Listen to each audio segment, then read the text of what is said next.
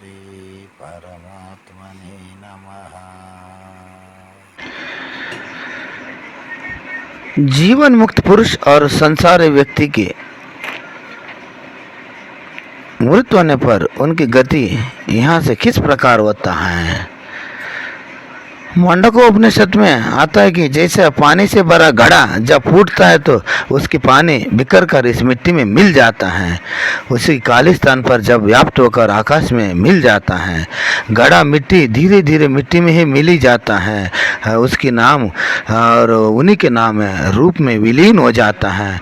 ठीक है, वैसे ही संसार व्यक्ति को शरीर रूपी घट जब फूटता है, अगर उसकी कोई इच्छा वासना अंतिम समय याद आ गया हो तो सूक्ष्म जीव उस वासना के संस्कार की पटोली लेकर अपने अगले जन्म के लिए कोई अन्य शरीर ढूंढ लेता है।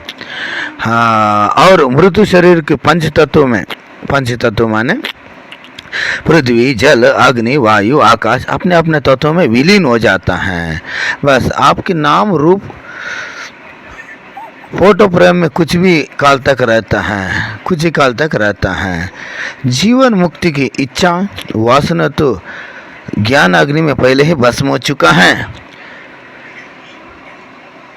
उनके शरीर मिट्टी घड़ की तरह अपने अपने तत्व वायु, जल, अग्नि, तेज, पृथ्वी में विलीन हो जाता है और वेष्ट चेतन तत्व उस समष्ट चेतन तत्व में एक ही हो जाता है। अब जीवन मुक्ति की विदेह मुक्ति भी हो जाता है। विदेह मुक्ति माने समझ लो विदेहा, शरीर में रहते हुए भी ना रहना। अब उदाहरणार्थ जैसे कमल की जल में कमल का पत्ता होता है, कमल का पत्ता जल के अंदर रहते हुए भी अलग रहता है। ऐसा पुरुष संसार में रहते हुए भी फिर संसार से अलग रहता है। उदाहरण है राजा जनक रहा, इनको विदेह भी कहा जाता है। फिर विदेह होने के बाद फिर जहाँ आना भी नहीं और जाना भी नहीं है, फिर कहाँ आना है और कहाँ जाना है। जीवन मुक्ति कहीं ना आना है ना जाना नहीं है। प्रारब्ध इस वर्तमान शरीर को नष्ट होने पर वह विदेह मुक्त हो जाता है और फिर वह किसी और शरीर में जन्म नहीं लेते। ये होता है जीवन मुक्ति पुरुष और मृत्यु प्राप्त होने पर ऐसे गति प्राप्त होता है। ओम श्री परमात्मने नमः। ओम श्री परमात्मने नमः।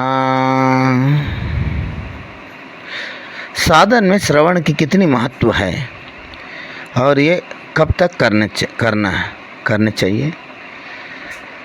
साधक बहिरंग साधन, विवेक, वैराग, क्षमादि षट संपत्तियाँ और मुमुक्ष से युक्त हो जाने से साधन चतुष्टय के तीसरा अंतरंग साधन शुरू होते ही, जिससे श्रवण, मनन, निधिध्यासन और सम्मिलित है। श्रवण शास्त्र की गूढ़ बात समझने के लिए किसी श्रेष्ठ ब्रह्मनिष्ठ माने ब्रह्म को अनुभव किया हो, ईश्वर के साक्षात्कार किया हो, उनने जाना हो और अनुभूति किया हो और इन्हें संसार पार हो चुका हो, समुद्र पार हो चुका हो, सद्गुरु हो, उनकी चरण लेना चाहिए। मैंने कहा गुरु, कई गुरु होता है। बोधक गुरु, माता पिता भी गुरु, विद्या सिखाने वाले भी गुरु और बोधक गुरु, राय दिखाने वाले भी गुरु, शास्त्र में उल्लेख है बताने वाले भी गुरु होता है। ये गुरु सब जिज्ञासु होता है। कौन सा गुरु है? ये सब जिज्ञासु गुरु हैं।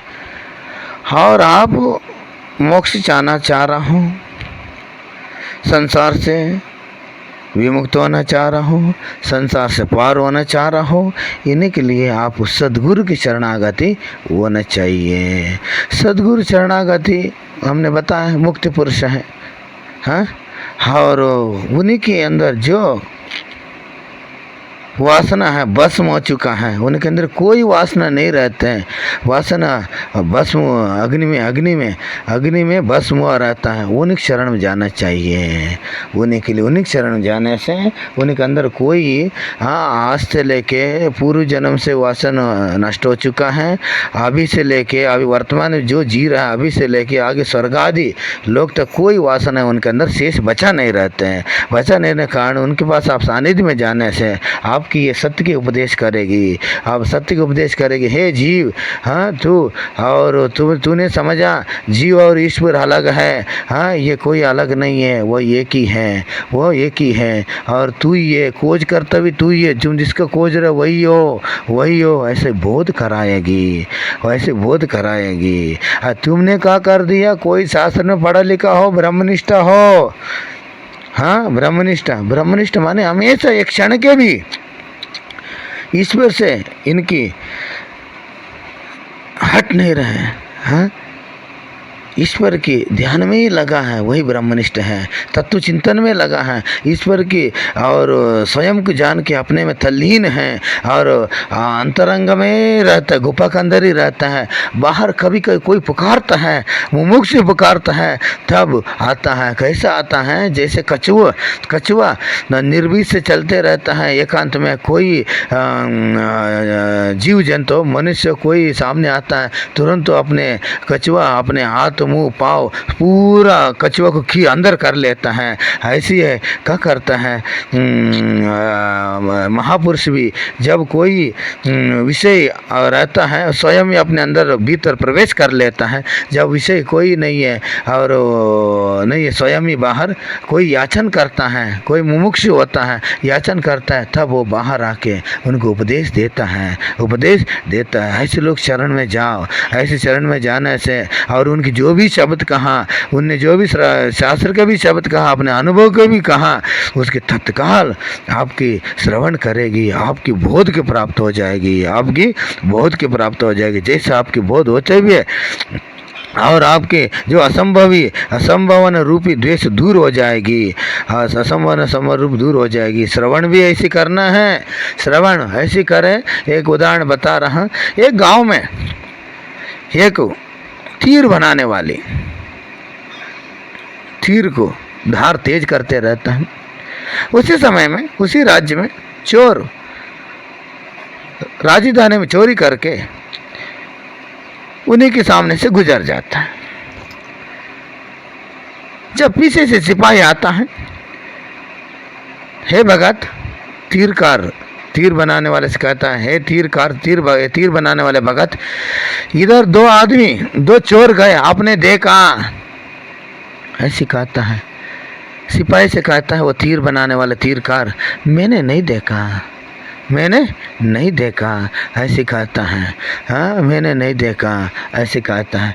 इनने देखा, इनकी आंखों के सामने गए, इनने देखा, लेकिन उनके चित्त उनके मन स्थिर तीर बनाने में और तीर बाण की और उसकी धार बनाने में उनके चित्त एकदम एकाग्र चित्त रहा। इनके कारण उनके सामने होते हुए भी उनने उनको पहचाना नहीं, देखा जरूर है, उनकी कोई प्रतिक्रिया नहीं हुआ, एकाग्र चित्त से ये रहा। ऐसा एकाग्र चित्त आपके अंदर भी होना चाहिए। जैसे तीर बनाते उनके सामने गुजरा चोर, फिर भी इनने देखा नहीं, सिपाही से कहा मैंने नहीं देखा। ऐसी एकाग्रचित्त भी आपकी हो जाए, श्रवण भी आपके पास हो जाए। और इसीलिए तुम जिज्ञासु नहीं, मुमुक्ष बनो। बनना नहीं, मानना नहीं। मानने से क्या होगा? मान के तो आ रहा है हजारों जन्म से, ये करोड़ों जन्मों से तुमने मान के आया है। कभी तूने अपने अंदर जाग के देखा नहीं है। देखने के लिए मैं कौन हूँ ऐसे जानने के लिए मैं की खोज करना पड़ेगी। मैं की खोज करने के लिए अंदर गुफा प्रवेश करना होगी।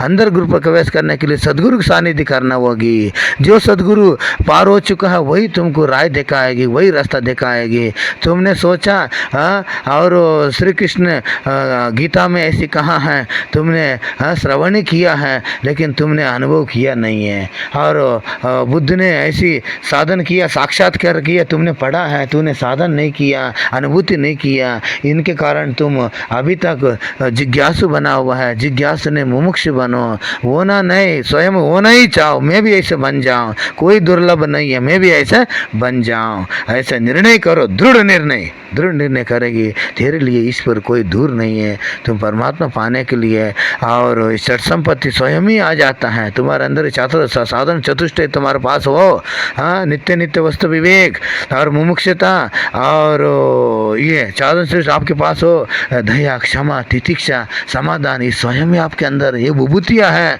उसके लाना नहीं पड़ता है, ये स्वयं में आपके अंदर आ जाता है। इसलिए आप मुमुक्षु बनो। ओम श्री परमात्मने नमः।